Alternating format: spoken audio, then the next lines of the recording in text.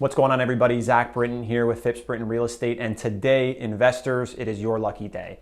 If you are considering either doing a duplex conversion, getting invested into the Waterloo Region real estate market, or you already are and you want to see what our numbers are looking like on projects, this video is perfect for you. About 2 weeks ago, we held an in-person event for some investors and past clients to go through a property that we purchased at the beginning of this year. Property was located on Guelph Street in Kitchener. It was a dated all brick bungalow that we converted into a legal duplex.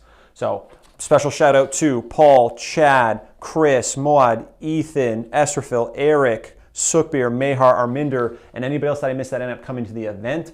There's a few others, but we really appreciate the support. Thank you for reaching out and coming out. Really nice to meet you guys. For those of you that missed the event, like I said, it is your lucky day.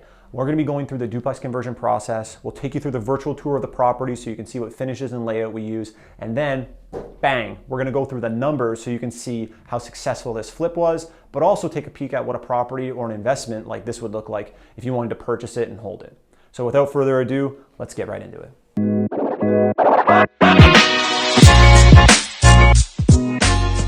So before we even go and look at properties as opportunities for investments, we need to make sure that the zoning requirements are going to fit for the type of project we want to execute on, as well as that the location and the potential for the home matches up with the profile for the potential renter or purchaser if we decide to flip and sell the property.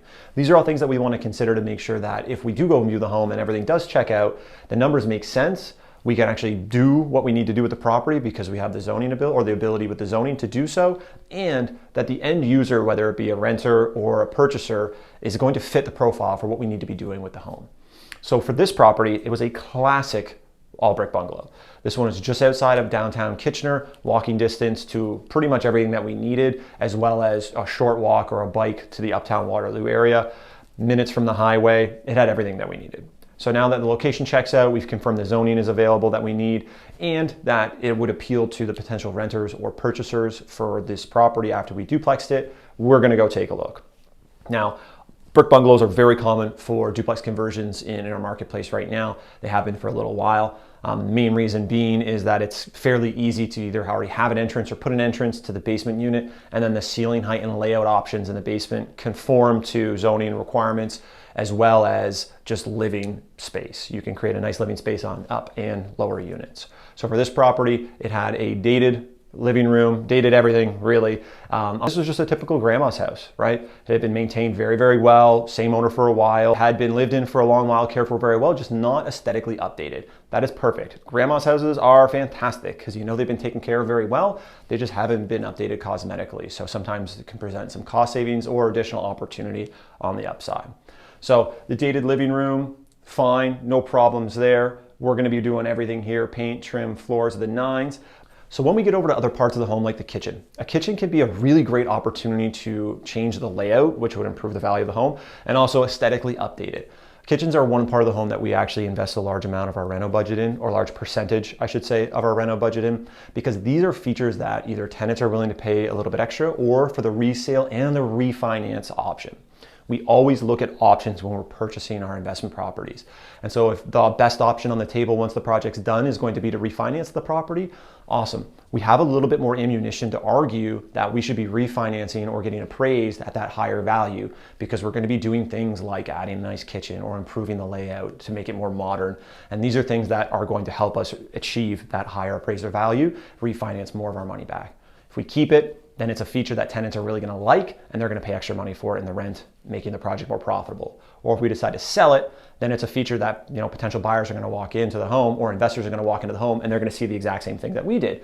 Oh wow, this is a beautiful kitchen, or oh wow, this is an updated layout that's more modern. I can get more rent for this. Or I can potentially refinance or sell this for more money in the future because it's 9 out of 10, 10 out of 10 renovated right now.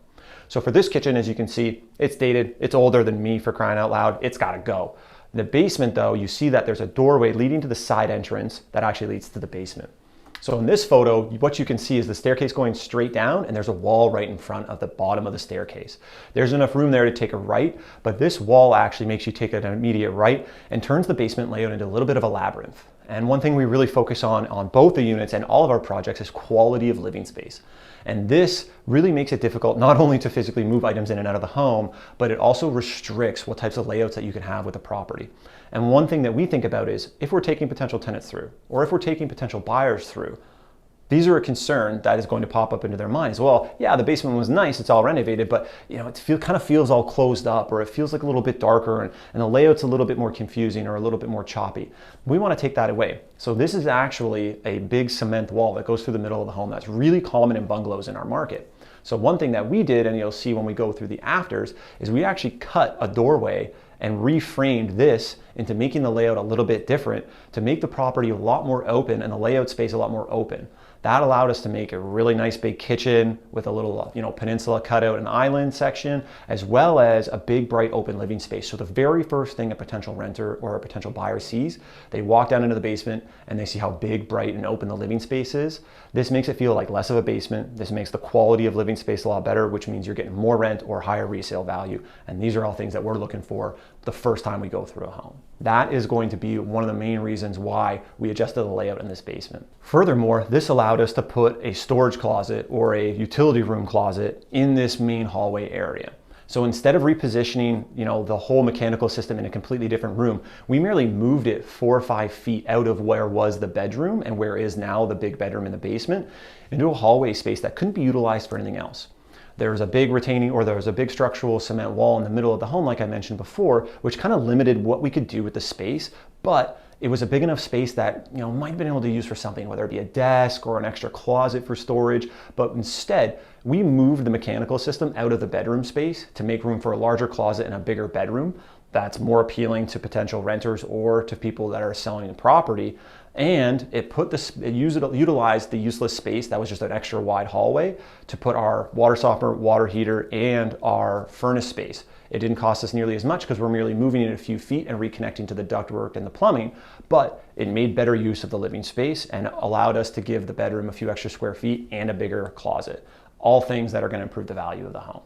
Now that we've gone through kind of what the Data Grandma's house was like before when we originally purchased it, we're going to go through a virtual tour to show you some of the features and finishes that we focus on so you know where to invest your renovation dollars if you're considering a project just like this. Guys, now we're going to go through the virtual tour so we can show you the features and finishes and the layout that we used for our Guelph Street duplex conversion project we flipped. Before we get into it, I'm just going to go over the layout real quick. Front door that we're at right now, we're looking at the closet right off the front door in the front foyer. Living room, eat-in kitchen at the front of the house, hallway, and then primary bedroom, and then the second and third bedrooms with the closets at the back. We have backyard access off the one bedroom, and then the 4-piece bath tucked away in the corner just at the end of the hallway. This is really common for bungalow properties, and it's a great layout to work with. So if we click over here in the living room, you guys are going to see fully staged, guys. We stage our properties when we're flipping them. It's the way to go. Great investment for how much it costs and your return. It helps sell the property for more money every time. So we encourage that for investors and even our sellers. But we'll focus on really the project itself here. Let's take a look at the floors. Quality click vinyl product with a underpad that's waterproof. These are fantastic. They're durable for a long-term hold. They're modern. They can be used with lots of different, furniture, paint, color schemes. It goes with pretty much everything. And it's, that's what's trendy. That's what buyers like. But it's not too, let's say, too trendy or too forward that this will still hold up and look good in 10 years. Neutral colors that are consistent throughout the home, white trim, easy peasy, guys. That's the easy stuff. But what we're going to talk about in this room here in the kitchen is not just the kitchen, the finishes, and the kind of the layout that we chose, but over right here where this painting is, that was actually the access to the basement. So we framed up, closed that up according to fire code and requirements, passed the permits, good to go. And this was the original entrance, right? So we just closed that up. Now we have room for the actual table and chairs here for the eat-in kitchen because you're not going to be going back and forth between the basement. And that's where your separation between the units is created or finished, I should say. For the kitchen though, now, kitchen is one of the rooms that we actually invest, a significant amount of our budget in. Typically, kitchens are expensive. And one thing that we really want to focus on is on how to spend your budgets to maximize what you're getting back in terms of rent or in potential refinance and resale. This is what we're thinking about because those are the three options. We're either keeping it and renting it, we're refinancing it, and or we're going to sell it. So we want to make sure that we're doing our kitchens up proper because this can be a great way to add value. Not only is the kitchen, fairly neutral in terms of colors, we got stainless steel appliances. You got white countertops with a, double sink undermounted. You got white subway tile backsplash. And take it a step further, guys, a little bit of the taller cabinets. This is something that we typically use. It's a slightly more expensive for the product, but you get the crown molded up top to finish it up. It makes it look a lot cleaner. It makes the kitchen look nicer. Everything else is fairly neutral, so it's going to go with whatever your tenants or whatever you're going to use as a buyer if you're going to live in the home. And it's just slightly nicer stuff. So this is how we will achieve either higher rents, better quality tenants, better refinance, or potentially a better resale price. We're going to take a step into the hallway real quick. Great utilization of a former this is laundry now. It used to be the linen closet, right? In between all the hallways. So this series linen closet, we flipped it into the laundry closet. Since we're, gutting the property and we're accessing the plumbing lines and we're making some changes to the mechanical systems downstairs, easy for us to make runs and rough-ins for this as we're rebuilding the upstairs unit. And now to even focus a little bit more, down here, see this little box? This is in the master bedroom. And this here is right beside the closet for the bedroom. This is your electrical panel for the upstairs unit. We separate the units for all of our projects that are duplex conversions. Not only is it affordable to do it when you're already redoing all the electrical anyway, you have the property opened up. It's great for resale and great for your holds. I highly recommend it.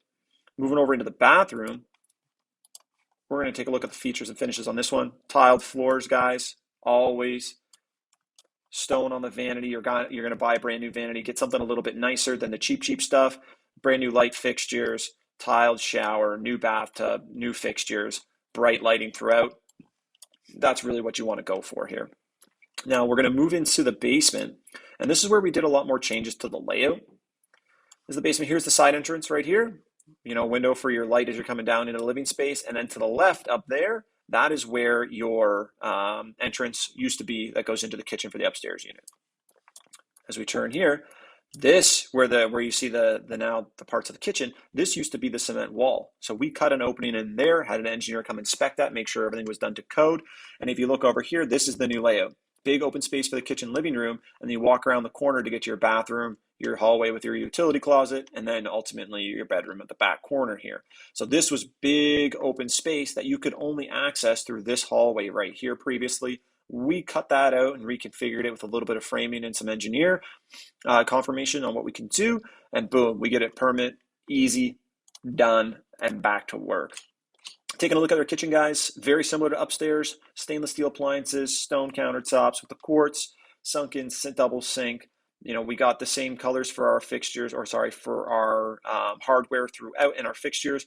Big backsplash wall makes this nice and open. And instead of putting a bunch of cabinets in here that would limit the space on the counter and make it feel a little bit more enclosed, we left that open and added extra bottom cabinet space here with a peninsula. Not only does this make room for a little overhang, which is, that's trendy. It's very useful space. It's what people like, and it's what people are willing to pay for. It gave us the ability to take away the upper cabinets in this, but not sacrifice storage space so people actually have room in their kitchen for all their stuff.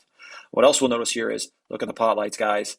If you're redoing all the drywall and all the electrical anyway, do it up. It makes the basement feel much more bright and open. That in combination with your window here and your large egress window, you got the natural lighting requirements, you got your egress, and you got extra light to make it feel like it's not a basement apartment. This is awesome. Again, consistent trim and throughout, same paint, same floors to help save on cost and keep it consistent. Here, we've got a laundry closet that goes underneath the staircase coming down. Right beside it, we got our bathroom. So your rough-ins and your plumbing and your electrical for the bathroom and the laundry room are boom right there. Easy to do when the whole property's opened up. Glass shower with the tile, stone top vanity with your tiled floors. Fantastic. Right here is the laundry closet, This is the mechanical room. We moved the mechanical system from on the other side of this wall into here to allow for more room for the actual primary bedroom in the basement. But also, this was just going to be dead space. I'm going to pull up the layout again. It's a massive hallway. It's not big enough, and it's not in the right spot of the home that we could use it to add a legal bedroom. So we decided, why don't we just make the primary bedroom in the basement much bigger, more closet space, and we put the utility room, which we need for our water softener, our water heater, and our furnace in the right place. If you take a look on the other side too, we got another door. This is the cold room. Now, most people would just leave the cold room as just, kind of dingy, wet storage. But what we did is we didn't completely refinish it, but we had it painted, we had it cleaned, and we put in some shelves so that a potential tenant can go in there and be like, okay, well, this isn't just dead space. I could put maybe my exterior storage stuff, or some of the stuff that doesn't necessarily need to be kept at room temp all the time. Your winter tires, your bike, whatever it is. They have a little bit of storage room that's actually useful for a couple $100. It is something that can improve the value of the home. Over here into the primary bedroom for the basement, you got your window for your natural light, and here is the access for the panel for the basement electrical panel right here. Perfect. Separate panels, got to do it, guys. Worth it every time. Here is your closet space. Your closet space here, since we moved the mechanical systems back on the other side of that wall, this gave us room to actually put a real closet in here. Now, just note, consistent finishes throughout. Property is staged in the basement.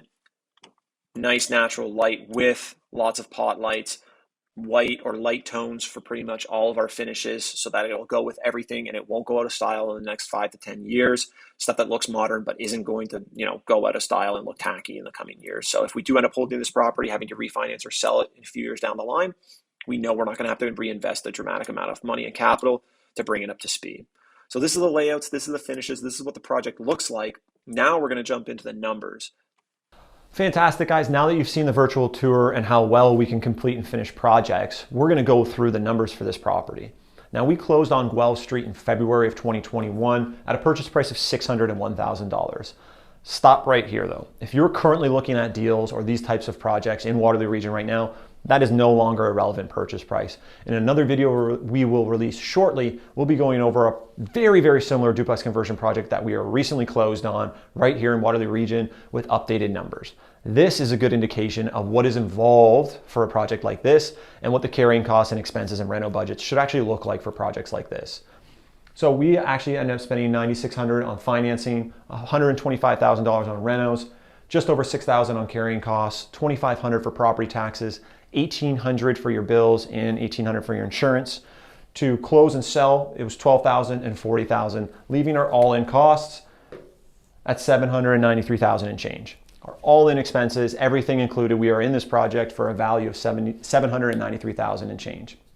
Now, we saw an opportunity to sell this project in this market, and typically if we're thinking about selling, we're going to want tomorrow's price today, right? It's a great project to keep, great location, but if we can get a little bit of a premium to sell the home today and then reinvest those funds in another project, we're going to take a look at what that opportunity is going to be like.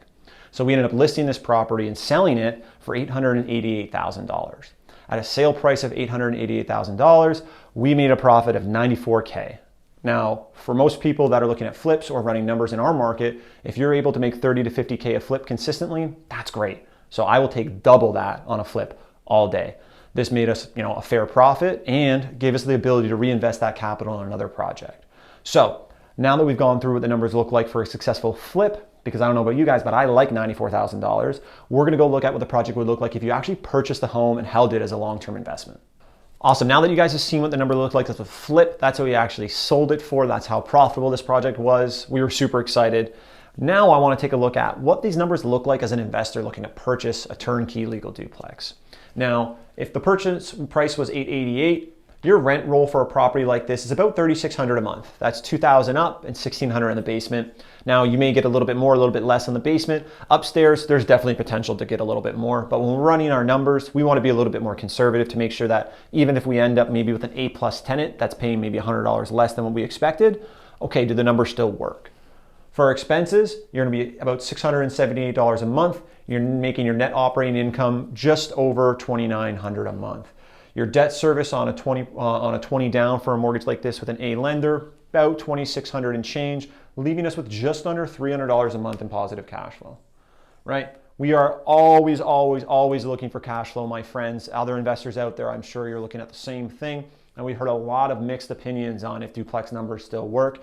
If you're buying a property like this and you want a turnkey, or maybe you're living in one unit because you want it, you don't need the space and you need a little mortgage helper in the basement, which is getting a lot more common in our market, then very viable option to buy a cash flowing asset turnkey and you're not having to touch it probably for at least 10 years, right?